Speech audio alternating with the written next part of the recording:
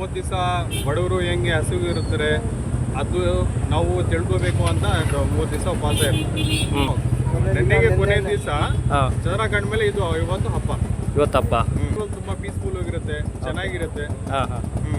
Okay, wish ಮಾಡ್ತೀವಿ ಎಲ್ಲರಿಗೆ happy ಅಂತ ಇರಿ, ಒಟ್ಟಿಗೆ ಇರಿ, ನಾವು ಬಡವರಿಗೆ ಎಲ್ಲರಿಗೆ ಅಂತ ನಾವು ವಿಶ್ ಮಾಡ್ತೀವಿ. ಅದಕ್ಕೆ ಏನಂದರೆ ನಮ್ಮದು ಒಂದು ತಿಂಗಳು ಮಾಸ ಪೂರ್ತಿ ನಾವು ಉಪವಾಸ ಇರಬೇಕಂದ್ರೆ ಅದು ನಮ್ಮದು ಒಂದು ಮಹತ್ವ ಏನಂದರೆ ಮೇನ್ ಇಂಪಾರ್ಟೆಂಟು ಅದು ನಮಗೆ ಕಟ್ಟಾಂದಿ ಬೇಕಂತ ನಮಗೆ ಮುಸ್ಲಿಮ್ಸ್ಗೆ.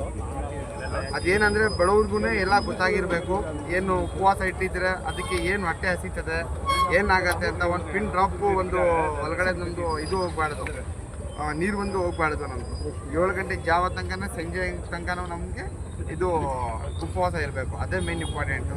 ಅಂದರೆ ನಾವು ಬಡವರಿಗೆ ಪೂರ್ತಿ ತಿಂಗಳು ನಾವು ರೇಷನಿಂದ ಹಿಡಿದು ಅವ್ರಿಗೆ ಅನ್ನದಿಂದ ಹಿಡಿದು ಎಲ್ಲ ಕೊಡಬೇಕು. ನಮ್ಮದು ಏನಿದೆ ಎಲ್ಲ ಝಕಾತಿಂದ 2.5%. 1 ಲಕ್ಷಕ್ಕೆ 2.5% ನಾವು ಝಕಾತನ್ನು ತೆಗಿಬೇಕು ನಮ್ಮದು.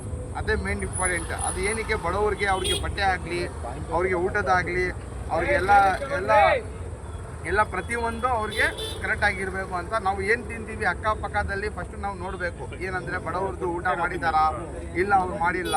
ನಮ್ಮ ನಬಿ ಮೊಹಮ್ಮದ್ ಸಲ್ಲಲ್ಲಾಹು ಅಲೈಹಿ ವಸಲ್ಲಂ ಏನು ಹೇಳಿದ್ದಾರೆ, ಅವರು ಅಕ್ಕಪಕ್ಕ ಜನಗೆ ಫಸ್ಟ್ ನೋಡಿ ನೀವು, ಆಮೇಲೆ ನಿಮ್ಮ ರಿಲೇಟಿವ್ಸ್ಗೆ ನೋಡಿ ಅವ್ರ ಮನೆಯಲ್ಲಿ ಊಟ ಮಾಡ್ತಾ ಇದ್ದಾರಾ ಇಲ್ಲ, ಒಂದು ತಿಂಗಳಲ್ಲಿ ಏನು ಮಾಡಿದ್ದಾರೆ ಅವರು, ಉಪವಾಸ ಇಲ್ಲ ಅಂದರೆ ಅವ್ರಿಗೆ ಊಟ ಆಗಿದೆ ಇಲ್ಲ.